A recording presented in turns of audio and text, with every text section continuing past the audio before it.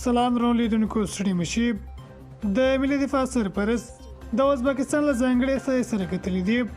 ذاتي ویډیو کې وګورئ چینل سره هم سبسکرایب کړئ. د ملي دفاع سرپرست وزیر مولا محمد یعقوب مجاهد د چهارشنبې په ورځ د 1602 کال د کپر 2 نیټه د ازبکستان د بهرنیو چارو کې د ولسمشر له ځانګړي استازي عبدالعزیز کاملوف د افغانستان د چارو استازي عصمت الله رحیموف او ورسره مل پلاوي سره په خپل دفتر کې کتلي دي. د یاد وزارت له لوري په خپره شوې خبرپاڼه کې ویل شوي چې په دې کتنه کې د دواړو لورو په سرحدونو امنیت او نور دوو اړخیزو مسایلو خبرې کړي دي.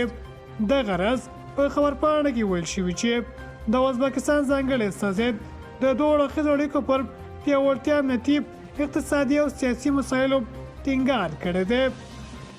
Music Studio.